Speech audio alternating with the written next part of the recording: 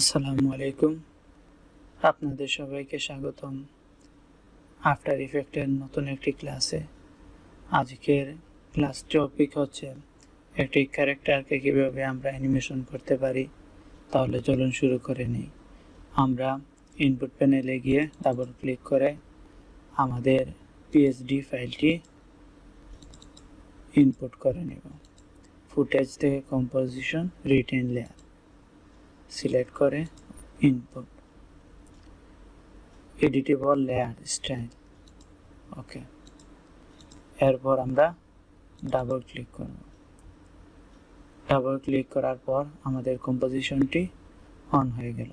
দেখুন, আমি অ্যাডোবি ফটোশপে প্রথমে প্রত্যেকটি লেয়ারকে ইমেজ থেকে আলাদা আলাদা করে নিয়েছি। যদি ফটোশপে আপনারা এরকম পৃথক করতে না পারেন লেয়ারগুলোকে, তাহলে অবশ্যই কমেন্ট বক্সে জানাবেন, আমি সেগুলো দেখিয়ে দিব। আসুন আমরা আমাদের অ্যানিমেশন কাজ শুরু করে দিই। প্রথম কাজ হচ্ছে এই যে পানির ফুটাগুলো রয়েছে সেগুলো নিয়ে আমরা অ্যানিমেশন করব। আমরা 4টি পানির এই ড্রপকে সিলেক্ট করলাম। এরপর কিবোর্ড থেকে পি প্রেস করলাম, শিফটে ধরে টিতে প্রেস করলাম। এবার আমরা পিতে একটি কি ফ্রেম নিব, 1 সেকেন্ডে গিয়ে আরেকটি কি ফ্রেম নিব। শুরুতে থাকবে সবগুলো বাইরে। এবার যদি আমি কিবোর্ড থেকে স্পেস প্রেস করি তাহলে অ্যানিমেশনটি এইরকম হলো। আমি চাচ্ছি আর একটু স্পিড হতে, সুতরাং আমি অর্ধেক সেকেন্ডে নিয়ে আসলাম।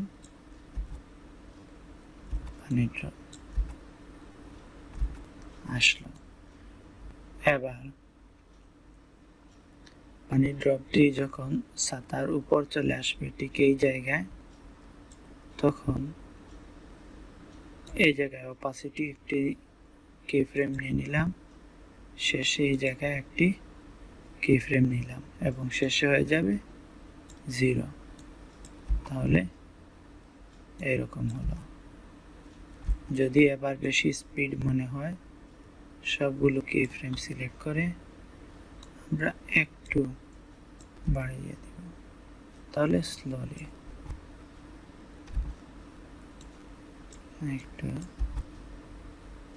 যখন মনে হবে যে পারফেক্ট হয়েছে, তখন আমরা সামনের দিকে এগিয়ে যাব। আপাতত পারফেক্ট হয়েছে। এবার দেখুন, যখন পানির ড্রপ ছাতার এই দুইটা ঠিক আছে, কিন্তু উপরের দুইটা ছাতা পড়ার আগেই মিশে যাচ্ছে। কিন্তু এইরকম আমরা চাচ্ছি না, আমরা চাচ্ছি এই দুইটা যেন ছাতার উপর পড়ার পর এরপর মিশে যায়।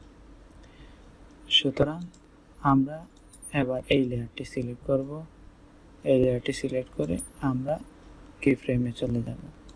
এরপর এটিকে একটু নামিয়ে দিব। এরপর আমরা চাচ্ছি এটি লেয়ার সিলেক্ট করে পজিশনে চলে যাব, এটিকে আর একটু নিচে নামিয়ে দিব। এবার যদি দেখি, দেখুন সবগুলো একসাথে আসছে। আমরা চাচ্ছি প্রথমে এটি আসুক, এরপর আসবে এটি। সুতরাং আমরা এটির মধ্যখানে গিয়ে এই লেয়ারকে একটু পিছিয়ে দিলাম, এরপর এটিকে একটু পিছিয়ে দিলাম, সবগুলোকে রেন্ডার দিয়ে এরকম।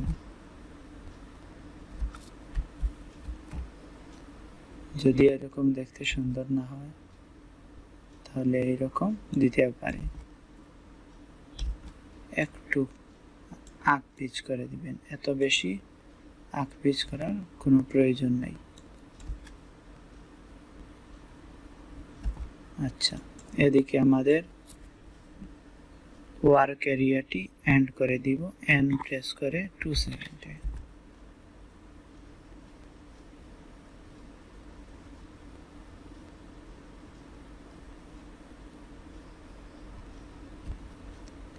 আমরা চাইলে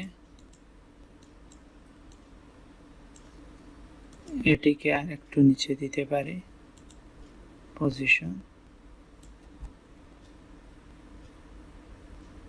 পারফেক্ট। এবার আমরা এই চক্ষুটি অ্যানিমেশন করব।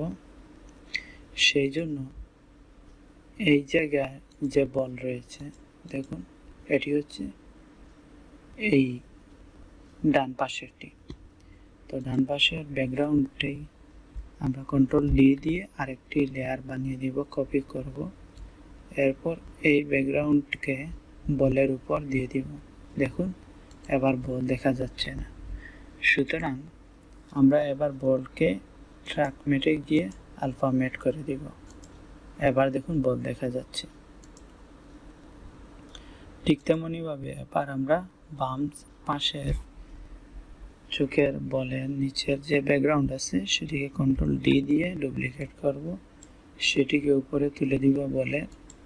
এবার আমরা বলকে আলফা মেট করে দিব ব্যাকগ্রাউন্ডের সাথে। আমাদের উভয় চক্ষু দেখা যাচ্ছে। এবার আমরা এই দুটি ব্যাকগ্রাউন্ড যেটিকে আমরা কপি করেছিলাম এবং কপি করে বলের উপর নিয়ে গিয়েছিলাম, সেই দুটি ব্যাকগ্রাউন্ডকে সিলেক্ট করে এস প্রেস করব, স্কেল। উভয়টিকে আনলিঙ্ক করে দিব। আনলিঙ্ক করে দিয়ে আমরা স্টপ ওয়াচে ক্লিক করে দুইটা কি ফ্রেম নিব। এরপর আমরা একটি কি ফ্রেম নিব। এরপর আমরা আরেকটি কি ফ্রেম নিব।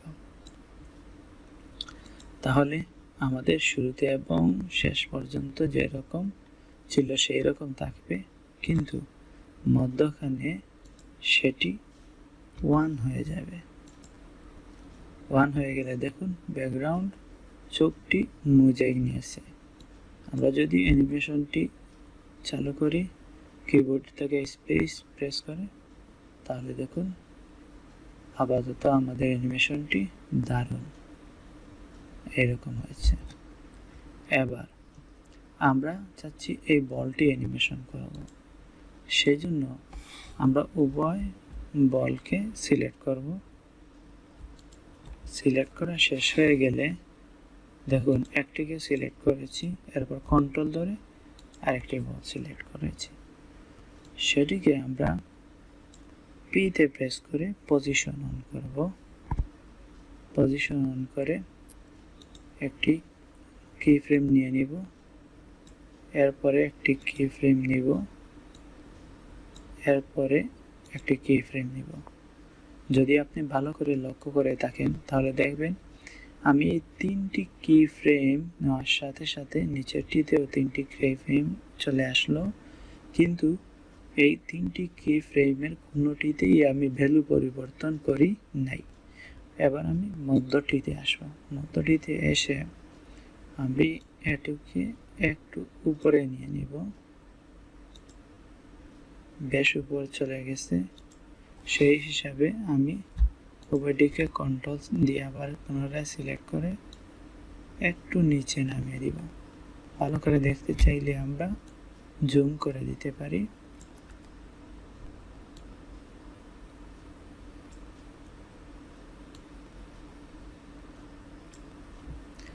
ওকে, আমরা যদি কিবোর্ড থেকে স্পেস প্রেস করি তাহলে অ্যানিমেশনটি এইরকম হলো।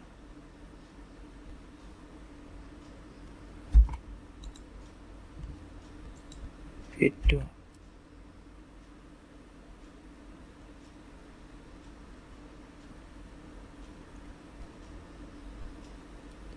আশা করি ভিডিওটি ভালো লেগেছে। যদি ভিডিওটি ভালো লেগে থাকে তাহলে অবশ্যই লাইক কমেন্ট করবেন এবং শেয়ার করবেন আপনার বন্ধুদের সাথে। ধন্যবাদ সবাইকে। নতুন কিছু শিখুন এবং আপনার ক্যারিয়ারকে সামনের দিকে নিয়ে যান, সেই আশা ব্যক্ত করে আজকের ক্লাসটি এখানেই শেষ করছি। আসসালামু আলাইকুম ওয়া রাহমাতুল্লাহি ওয়া বারাকাতুহু।